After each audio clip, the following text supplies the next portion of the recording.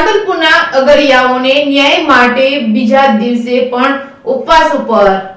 સાંતલપુરના અગરિયાઓ ન્યાય માટે બીજા દિવસે પણ ઉપવાસ પર બેઠા છે। અગરિયાનો આડેસર વન વિભાગની કચેરી બહાર ન્યાય માટે આમરણ ઉપવાસ યથાવત। વન વિભાગની કચેરીએ ન્યાય માટે મોટી સંખ્યામાં અગરિયાઓ તેમજ તેમના પરિવારજનો બેઠા હતા ઉપવાસ ઉપર। સાંતલપુર રન વિસ્તારમાં મીઠું પકવી હજારો અગરિયાઓની આજીવિકા ચાલે છે। પરંપરાગત અગરિયાઓને મીઠું પકવવા સાંતલપુર શહેરમાં પ્રવેશ ન અપાતા અગરિયા પરિવારની હાલત કફોડી બની હતી। સર્વે એન્ડ સેટલમેન્ટની યાદીમાં મોટા ભાગના પરંપરાગત અગરિયાઓના નામ નથી। સાંતલપુર રણમાં કંપનીઓને મીઠું પકવવા પ્રવેશ અપાઈ રહ્યો છે તો અગરિયાથી કેમ અન્ય સત્વરે પરંપરાગત અગરિયાઓને સાંતલપુર રણમાં મીઠું પકવવા પ્રવેશ આપવા અગરિયાઓની માંગ। Reporting by Manu Thakkar, Radhanpur. નામ રહીમ હુસैन, ગામ રાજુસરા, તાલુકો સાંતલપુર, જિલ્લો પાટણ થી અમે અહીંયા આડેસર ફોરેસ્ટ વિભાગની ઓફિસે 2 દિવસથી આમરણ ઉપર છીએ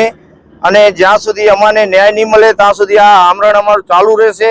અને સેટલમેન્ટની વાત ફોરેસ્ટ વિભાગે અને અમુક તંત્રોએ વાત કરેલી કે તમારા સેટલમેન્ટની અંદર નામ આવશે તો તમને જવા દેવામાં આવશે।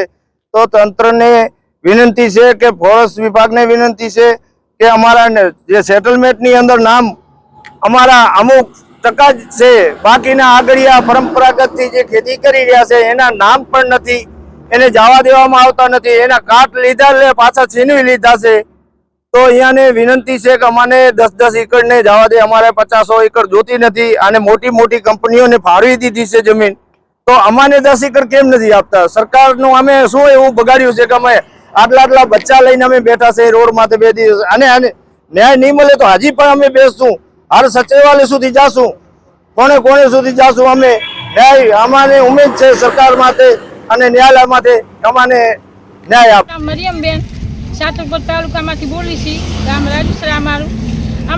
અમે પ્રમ પેઢીથી અમે આ મીઠું પકવી છે, બરાબર, અને તે છતાં અમારું હજી લગી કોઈ નિર્ણય આવ્યું નથી। અને અમે આગરિયા તરીકે અમે ખેતી કરી અને આ રણની અમે ખેતી માની અને અમે રણ પકાવી છીએ।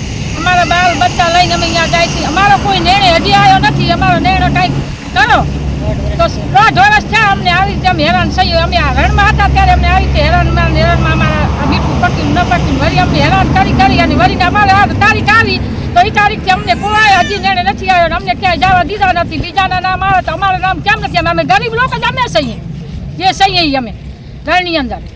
તો અમે ન્યાય માંગીએ છીએ સરકાર, મા બાપ છે તો અમે કેમ અમને હજી કોઈ ન્યાય નથી અપાવી?